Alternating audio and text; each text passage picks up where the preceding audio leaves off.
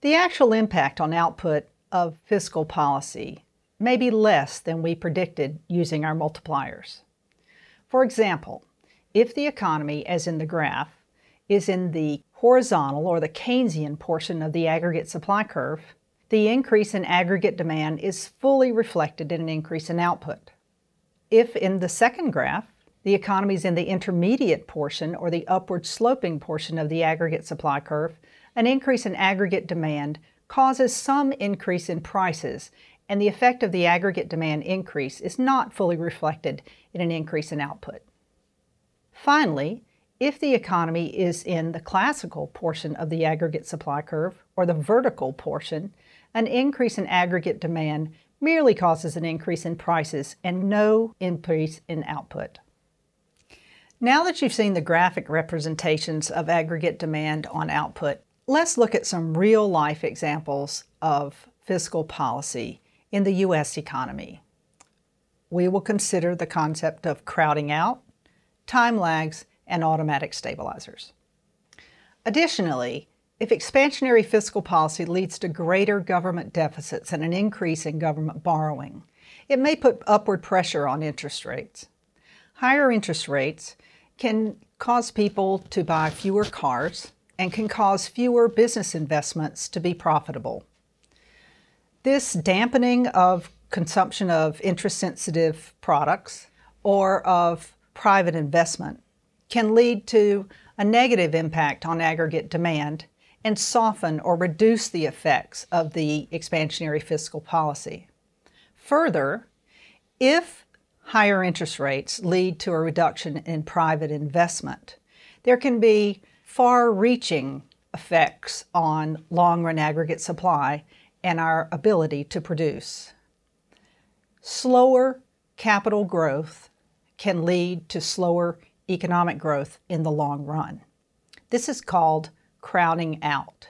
When higher interest rates lead to less private investment, the private investment is said to have been crowded out by the government borrowing.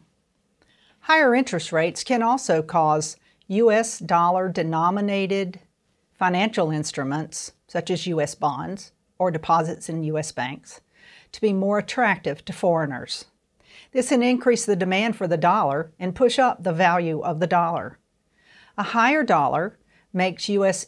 exports more expensive to foreigners and imports cheaper to U.S. citizens. So the higher interest rates and its net export effect can cause a reduction in net exports, which can further dampen the effects of an expansionary fiscal policy. Time lags are also a complication of implementing fiscal policy. An economy may be well into a recession before the recession is recognized. It takes time for macroeconomists to develop policies to combat the recession, time for the politicians to get those policies implemented and adapted, and then further time for those policies to have an effect on aggregate demand and output in the economy. The U.S. economy has built in to its structure automatic stabilizing effects of fiscal policy. Because we have a progressive income tax, when incomes fall, income tax fall, and the government taxes fall.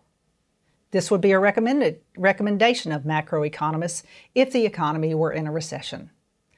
Also, as the economy is in a recession and unemployment rises, more people qualify for the government safety net, such as unemployment benefits. Government spending tends to rise. So built in to the U.S. economy are expansionary fiscal policy actions without any autonomous changes on the part of the government. When an economy is in an inflationary gap, people's incomes tend to rise. They pay higher taxes, which would be the recommendation of macroeconomists to slow the inflationary gap. And fewer people qualify for the government safety net, decreasing transfer payments, another recommendation of macroeconomists to close the inflationary gap.